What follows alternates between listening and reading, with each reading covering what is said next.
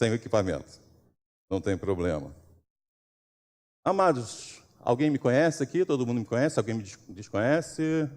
Sabe quem eu sou? Sabe? Hoje nós já tivemos uma boa programação da União de Crianças Presbiterianas, né, hoje de manhã, as crianças que aqui estão, uma programação abençoada, né? Aliás, eu até comentei isso com a Flávia, como Deus age, porque é a mesma mensagem que foi trazida de manhã para as crianças, o Senhor também falou o meu coração para trazer. Então, obrigado a todos por estarem aqui conosco. Então, até o próximo domingo, né? É isso? Não? Então, vamos lá. Bom, é um sentimento de alegria e de responsabilidade ao mesmo tempo, né, de estar aqui para falar com os irmãos. Ainda mais numa igreja que nós temos pastor Carlos, pastor André, Wagner, vários outros que têm o dom da palavra. Então, isso aqui é realmente algo que deixa o nosso coração um pouquinho nervoso, né? Por falar em deixar o coração nervoso, queria pedir ao pastor André, que vem aqui à frente, fazer uma oração para acalmar nosso coração e preparar o coração de todos para que o Espírito Santo fale aos nossos corações.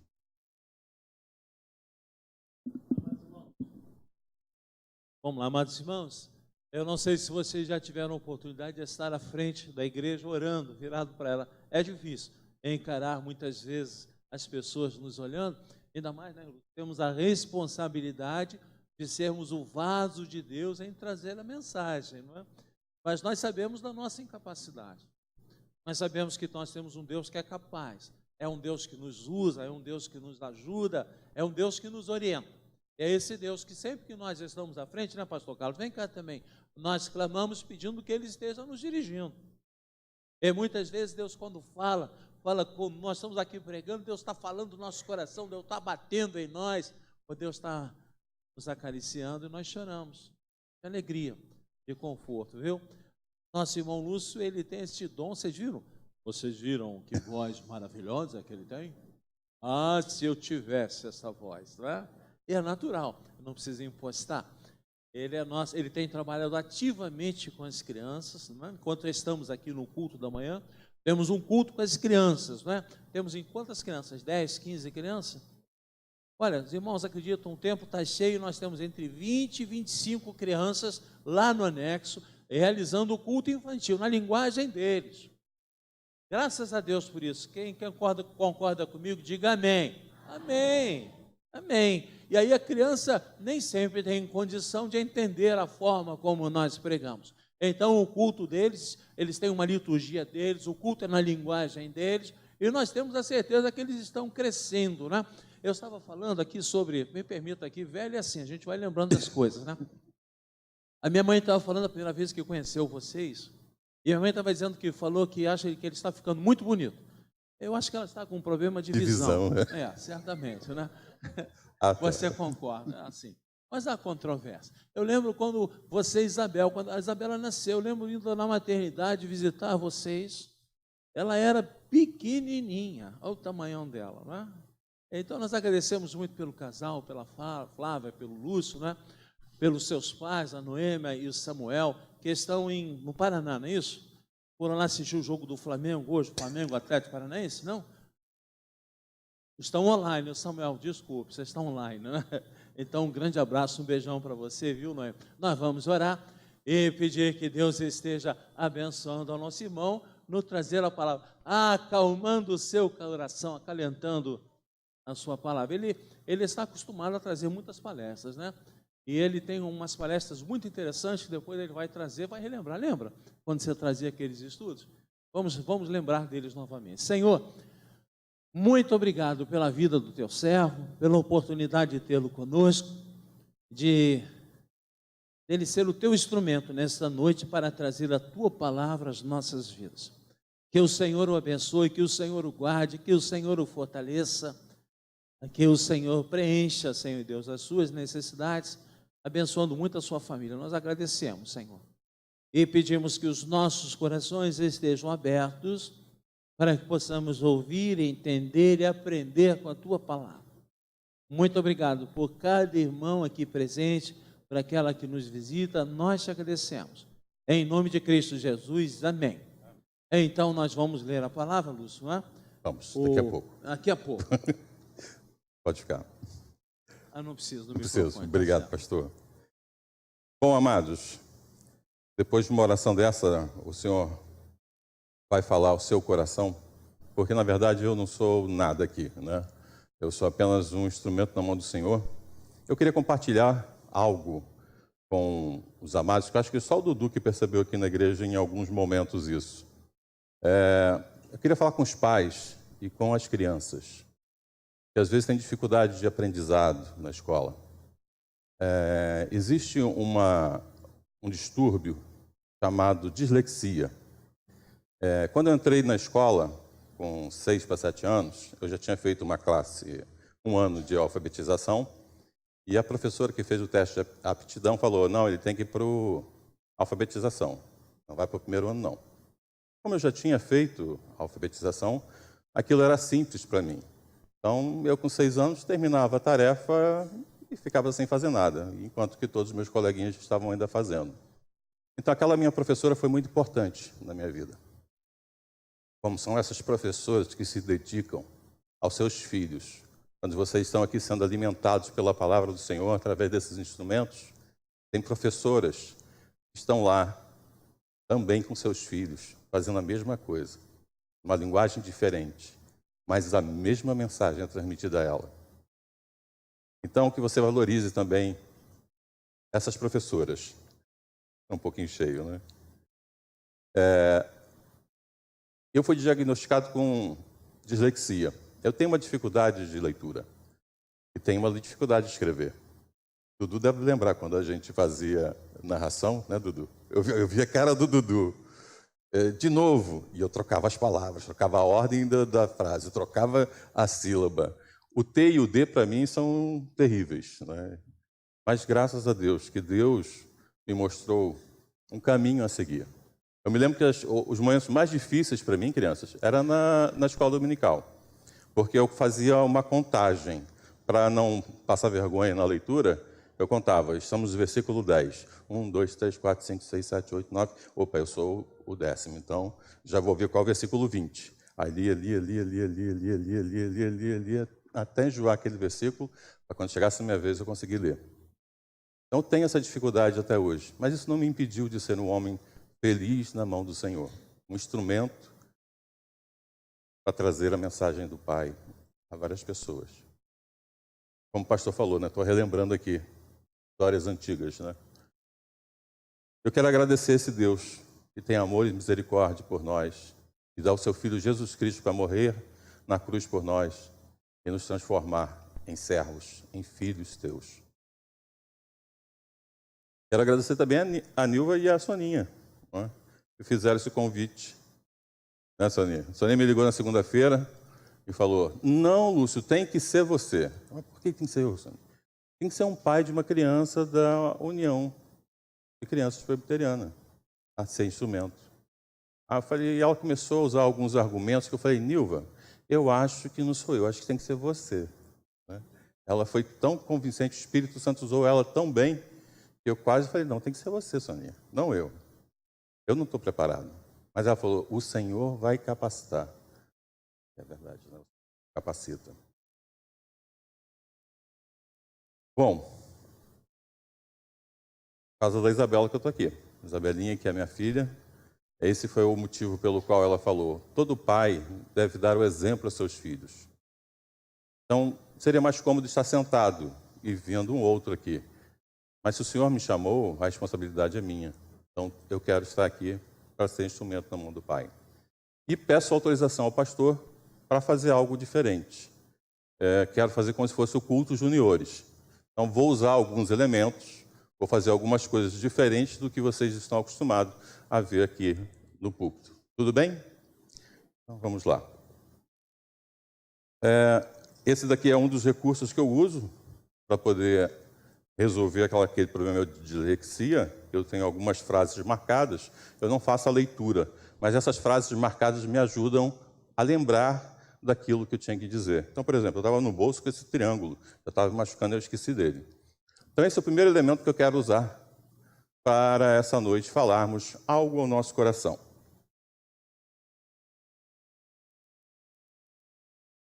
É interessante um triângulo, né? Ele tem 3 lados. Até antes de falar do triângulo, quero aproveitar para falar e corrigir um dito popular. Tem um dito popular que diz que homem não chora. Na verdade, nem homem e nem mulher tem essa capacidade de não chorar. Se um homem ou uma mulher não chora, é porque essa pessoa está doente. Foi uma coisa que chamou a minha atenção hoje de manhã, que eu quero compartilhar com os pais. Eu vejo crianças com comportamento diferente, às vezes, na classe. Agitadas, quase todas, né? É normal. Mas algumas me parecem um pouco tristes. Então, tente investigar, pai, o que essa criança está acontecendo com ela. Demonstre mais carinho a ela e tente identificar se ela não tem um problema como eu, ou, de repente, um problema de audição ou de visão, que dificulta ela a conviver com os outros e até na escola. E isso, muitas das vezes, reflete no seguinte: no primeiro momento, a criança fica agitada, nervosa, quer brigar, quer negar, e depois ela fica triste. E uma criança ou um adulto triste é muito ruim, não é verdade? E, em primeiro lugar, crianças, Deus pediu para falar com vocês. Mas o que eu vou falar para vocês, Ele falou para mim primeiro. Primeiro, Ele me chamou e falou: Lúcio, é isso que eu quero que você entenda e fale com eles. Tá bom? Uma criança ou um adulto que não chora é porque tem um coração endurecido. Nós costumamos dizer uma pessoa que tem coração endurecido tem um coração de pedra. Não é verdade? Eu trouxe até uma pedra para ilustrar. Vamos usar essa pedra daqui a pouquinho. Agora, por que essa pessoa não chora? Por que essa pessoa vive dessa forma? Entristecida. Precisa ser investigado. Pode ser uma questão física, pode ser uma questão emocional e pode ser uma questão espiritual. Quando é uma questão física, precisamos procurar o quê? Um médico. Quando é uma questão emocional, talvez um psicólogo ajude. Mas quando é uma questão espiritual, não tem medicina, não tem psicologia, não tem tratamento que dê jeito. Só mesmo a presença do Senhor na nossa vida. Mas vamos voltar a falar do triângulo. Vejam bem, essa figura tem quantos lados? 3 lados. Olha que interessante. 1, 2, 3. Existe um mistério que só nos será revelado quando estivermos na presença de Deus, que é a Trindade. O que é a Trindade? Deus é um só, sendo que, ao mesmo tempo, Ele é 3. Deus Pai, Deus Filho e o Espírito Santo que habita em nós. Então, essa figura, na verdade, é só para ajudar a gente a pensar. Porque a Trindade é uma palavra que vem do latim trinita, ou tríade, trinos, 3 em 1. Se Deus, Ele é 3, se é Deus Pai, que está nos céus, Deus Filho, Jesus Cristo, o que Jesus Cristo fez? Ele veio ao mundo, Ele nasceu, viveu, morreu, ressurgiu e voltou aos céus. E voltará uma segunda vez para nos buscar. Mas Ele disse, antes de subir, que nos deixaria um Consolador. O que é um Consolador? Vocês imaginam o que é um Consolador? Aquele que alivia e suaviza a dor, o sofrimento. Mesmo quando nós estamos passando por dificuldades, é o Espírito Santo que age em nossas vidas e faz com que nós suportemos aqueles momentos. E olha que interessante, pois é o Espírito Santo também, quando está em nossas vidas, que faz com que nós nos entristeçamos também quando tem alguma coisa errada em nossas vidas.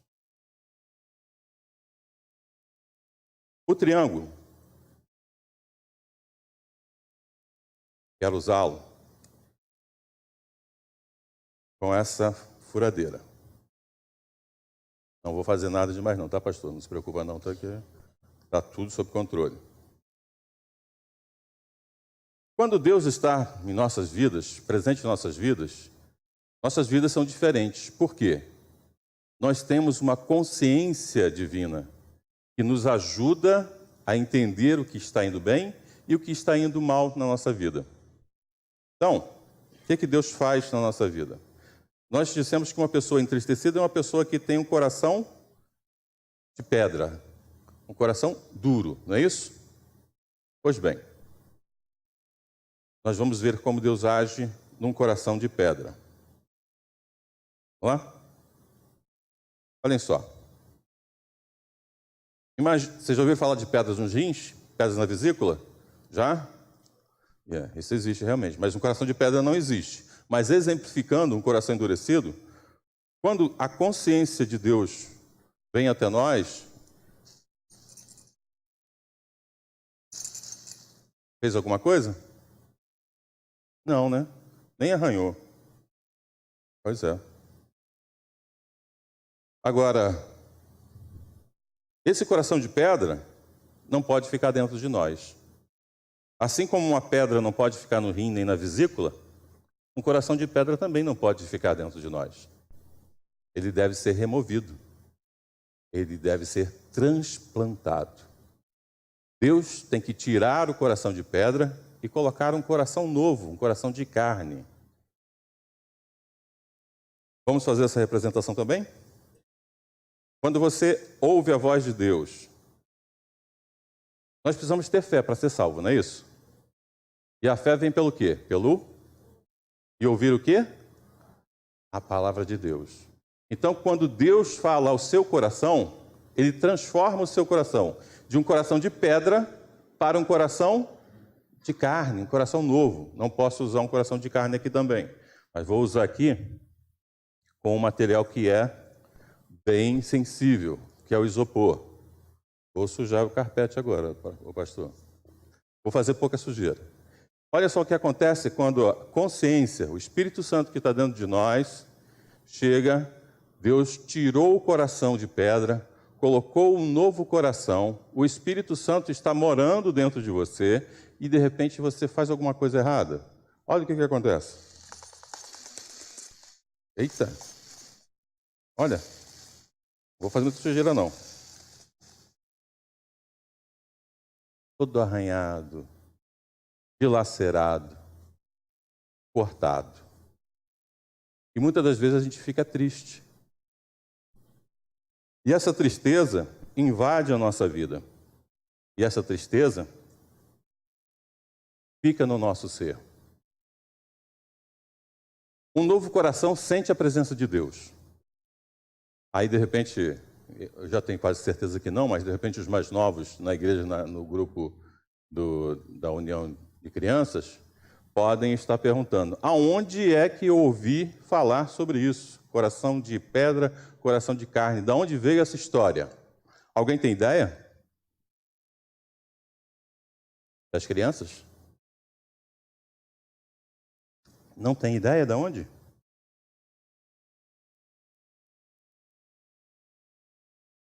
Ó. O que é isso aqui que eu peguei no início? Um manual. Esse é o manual daquele equipamento. Se eu quero entender como esse equipamento funciona, se eu quero entender para que ele serve, eu preciso ler o manual. Não é isso? E quando nós estamos falando de nós, você acha que você tem um manual? Não? Preste atenção numa coisa. O manual, ele é escrito por quem cria um equipamento. O manual é escrito por alguém que fabricou aquele equipamento e sabe como ele funciona. E sabe também como consertá-lo se ele der defeito e ainda dá garantia. Não é assim? Pois é.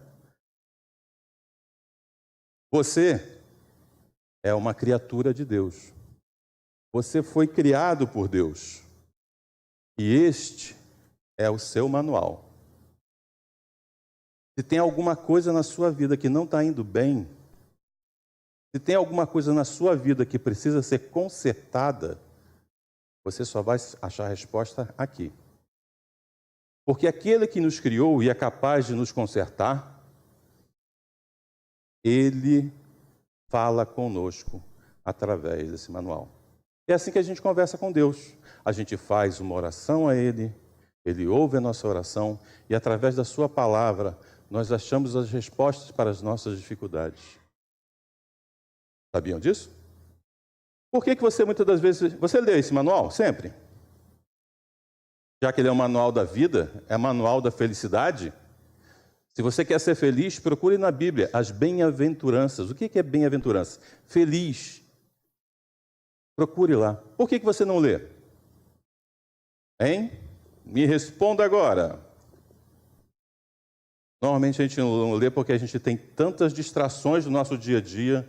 A gente tem obrigações também, eu sei. Tem a escola, tem trabalho de grupo, provas, tem que estudar para teste. Tem um monte de coisa que você precisa fazer. Mas tem muita coisa que você pode deixar de fazer para procurar ler a Bíblia.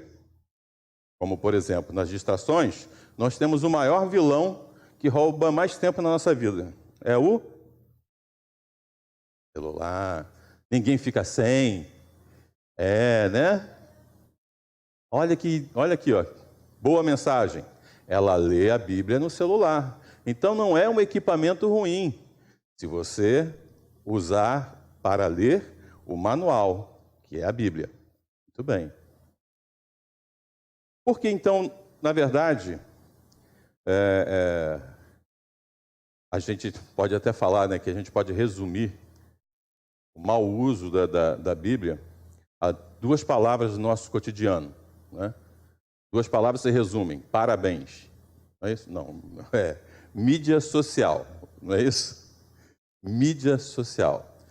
Eu estou tentando, já deixei de usar Facebook, estou usando o mínimo possível de outros recursos para poder ter mais tempo. Eu sei que para vocês é mais difícil, uma geração conectada, mas a gente tem que aproveitar o nosso tempo o máximo possível para estudar a palavra do Senhor.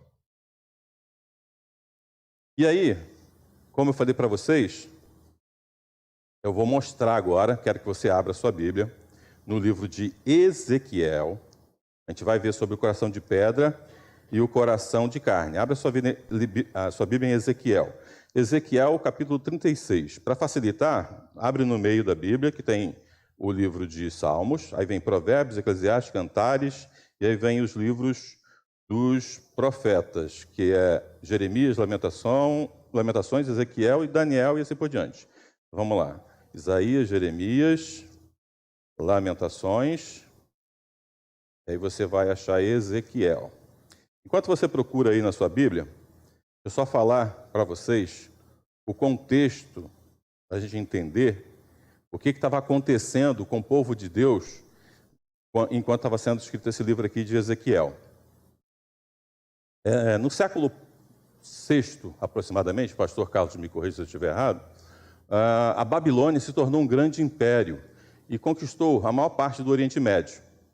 Entre essas terras, a terra de Israel foi conquistada. O rei Nabucodonosor esteve lá com seu exército por 3 vezes. Na primeira vez, ele foi lá, pegou todos os tesouros, pegou os nobres, os príncipes, todos aqueles oficiais, e levou com ele para o palácio. Numa segunda vez, quando ele voltou, ele pegou 10.000 homens e levou cativo para trabalhar, trabalho escravo, trabalho forçado. Eles foram trabalhar na região da Mesopotâmia, perto dos rios, Tigres e Eufrates. E na terceira vez que lá esteve, foi para destruir a terra mesmo. Derrubou o templo de Salomão, que Salomão tinha construído, e deixou só os velhos, os doentes e as crianças que não podiam trabalhar.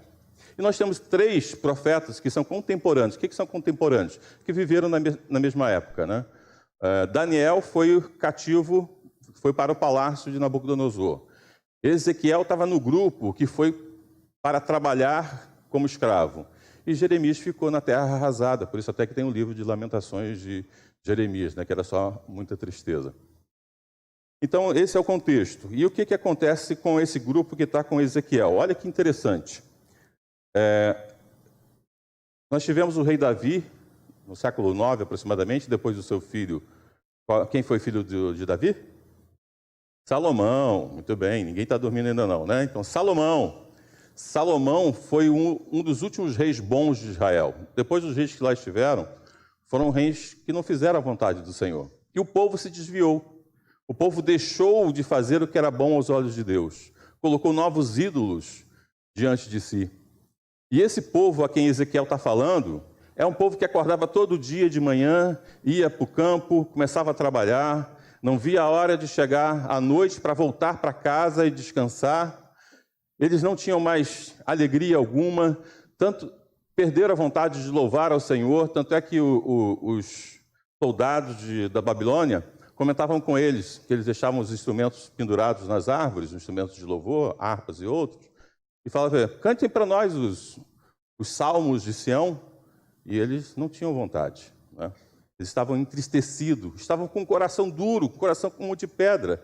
E Deus fala a Ezequiel e manda Ezequiel transmitir essa mensagem ao povo e dizer, eu vi que vocês se desviaram da minha presença, eu vi que vocês colocaram outros ídolos no meu lugar. E aí quando a gente fala de ídolos, a gente pensa em quê? Baal e outros, né, que são ídolos lá da época do Israel antigo. Mas não, querido. Um ídolo pode ser qualquer coisa que você coloque no lugar de Deus. Deus tem que estar em primeiro lugar na sua vida. Qualquer objeto, qualquer pessoa que você coloque à frente de Deus na sua vida, se torna um ídolo na sua vida. E aí seu coração pode começar a se endurecer, se transformar como um coração de pedra, como aconteceu com aqueles que ali estavam. Vamos lá em Ezequiel 36, versículo 26 ao 28.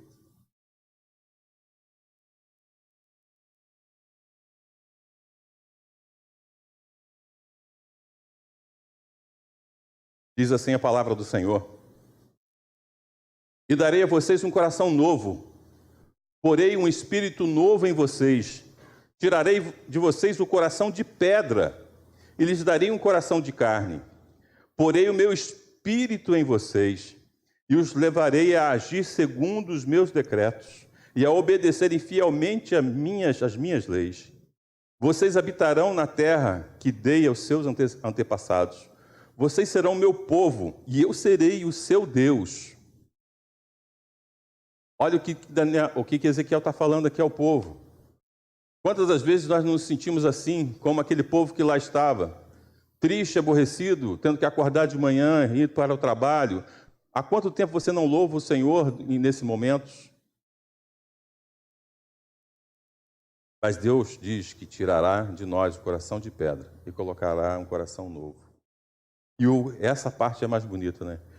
Porei o meu espírito em vocês e levarei a agirem segundo os meus decretos. Olha só, irmão. Agora falando com toda a igreja, não só com os pequenos. Não é você que decide obedecer a Deus. Isso é tremendo. Não é assim, eu vou decidir que a partir de agora eu vou fazer diferente. Não. É Deus que coloca o seu espírito em você e que te leva a agir segundo a vontade dEle, fazendo os desejos dEle e obedecendo fielmente a Ele. E essa é a maior promessa. A promessa ao povo de Deus foi, e vocês habitarão a terra dos seus antepassados, e nós habitaremos a nova Jerusalém. Nós seremos o povo de Deus, e Ele será o nosso Senhor. Salmo 51, 10 diz, crie em mim, ó Deus, um coração puro e renove em mim o espírito reto. Nós precisamos orar ao Senhor e pedir que Ele faça isso em nossas vidas. O último trecho que eu quero deixar com os irmãos é Tiago 4, de 7 a 8. Portanto, obedeçam a Deus, enfrentem o diabo e ele fugirá de vós. Cheguem perto de Deus e ele chegará perto de vocês. Lavem as mãos e limpem o coração pecador. Isso significa o quê? Criar intimidade com Deus. Cheguem perto de Deus e Ele chegará perto de vós. Criar intimidade com Deus. Querido, você gosta de alguém? Se você gosta dessa pessoa, o que você faz? Você quer conhecer essa pessoa, quer saber o que ela gosta, o que agrada a ela, o que não agrada. É exatamente isso que está dizendo aqui na carta de Tiago. Que devemos chegar perto de Deus e Ele vai chegar perto de nós para agradarmos, termos intimidade com o Senhor. Nós falamos muito de coração. Quero saber das crianças que aqui estão, quem quer cantar comigo uma canção que é uma música importante quando a gente fala de coração? Quem quer? Vem aqui à frente.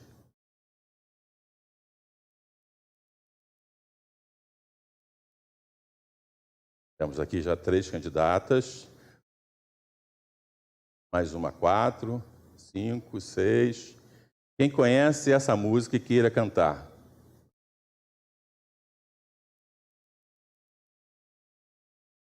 Essa é a capela. Só um minutinho que...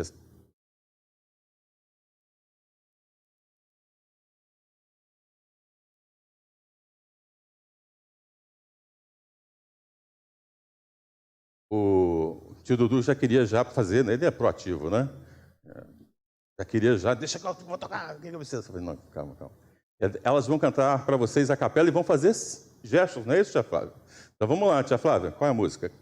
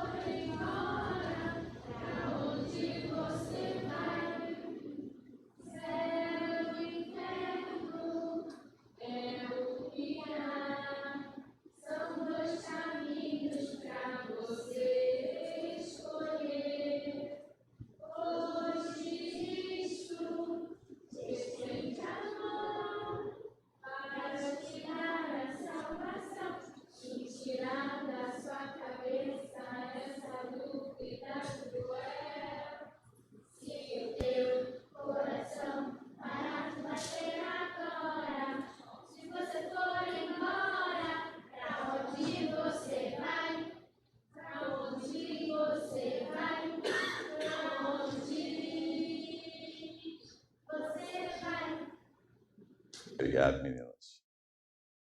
E aí? Para onde vai quando o seu coração parar? Só existem 2 caminhos, céu e inferno. Qual que você quer ir? Nós falamos que nós precisamos aprender sobre a Bíblia, né? Nós precisamos entender o nosso manual.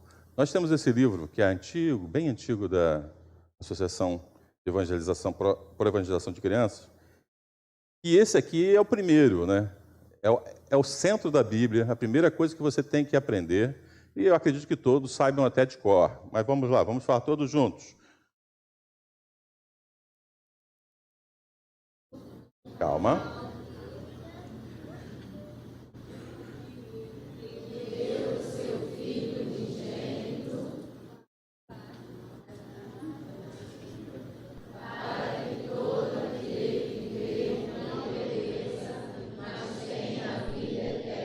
Amém. É só isso que você precisa fazer. Você só precisa entregar a sua vida na mão do Senhor e Ele vai fazer a diferença na sua vida. Tirar um coração de pedra.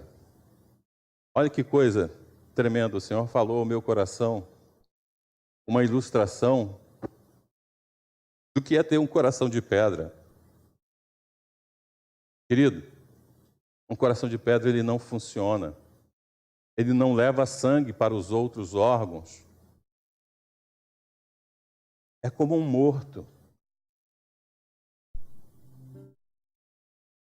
Quando o seu coração parar de bater, em pouco tempo, seus órgãos vão estar morrendo. Em poucos minutos, o seu cérebro vai deixar de viver. Em 3, 4 dias, o estado de podridão é incalculável. Cheira mal. E a Bíblia nos diz que nós podemos ter coração de pedra. Que nós podemos estar vivendo dessa forma. Mas Deus tem um milagre para a sua vida. Eu quero terminar lendo a letra de um hino. Se eu conseguir.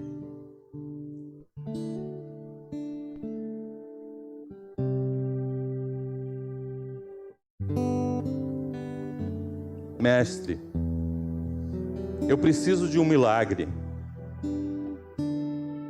Transforma a minha vida, o meu estado. Faz tempo que eu não vejo a luz do dia. estão tentando sepultar minha alegria, transformar os meus sonhos em sonhos cancelados. Mas Lázaro ouviu a sua voz, e quando aquela pedra removeu, depois de 4 dias, ele reviveu. Mestre, não há outro que possa fazer aquilo que só o teu nome tem todo o poder. Eu preciso tanto de um milagre. Remove a minha pedra, me chama pelo nome, muda a minha história, ressuscita os meus sonhos, transforma a minha vida, me faz um milagre, me toca nesta hora, me chama para fora, ressuscita-me. Tu és a própria vida, a força que há em mim. Tu és o Filho de Deus que me ergue para vencer. Senhor, de tudo em mim, eu já ouço a Tua voz, me chamando para viver uma história sem poder. Remove a minha pedra, me chama pelo nome, muda a minha história, ressuscita os meus sonhos, transforma a minha vida, me faz um milagre, me toca nessa hora, me chama para fora, ressuscita-me.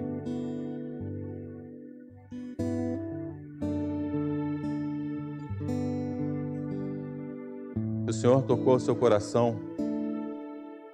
Você hoje, antes de dormir, possa fazer essa oração e se entregar nas mãos dele, para que ele faça esse transplante na sua vida. Amém.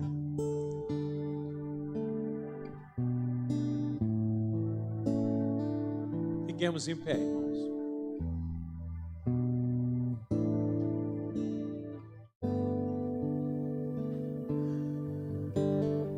Senhor nosso Deus,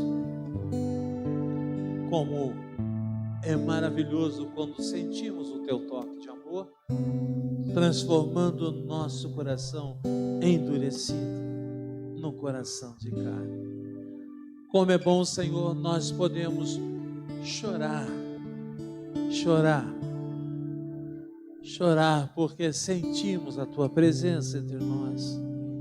Como é bom, Senhor, nós sabermos que, ao estendermos a mão, sofridos, machucados, sem condição de andar, Tu vais nos segurar, Tu vais nos levantar e Tu nos levarás à frente. Como é bom, Senhor, nós podemos olhar para Ti, Te vermos e Te chamarmos de Pai. Paizinho, papai querido. Se porventura, Senhor, há alguém aqui que ainda não sentiu esse toque, que ainda tem o seu coração endurecido, com medo do amanhã, sem a certeza da vida eterna, nós pedimos que o Teu Espírito Santo fale a ele. Que o Teu Espírito Santo toque esse coração. Que o Teu Espírito Santo o transforme, fazendo uma nova criatura. Senhor, Teu Filho Jesus morreu por nós, pagou por nossos pecados, e justificados agora, nós caminhamos em direção a Tua casa, a casa do nosso Pai, onde então poderemos um dia desfrutar de toda a intensidade do Teu amor, Senhor.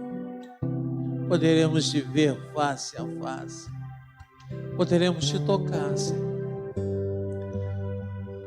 e entender a altura, largura, comprimento e profundidade do Teu amor. Leva-nos em paz. Leva-nos em paz, sabendo que não sairemos daqui sozinhos, porque Tu estás com cada um de nós. E juntos nós continuaremos a caminhar através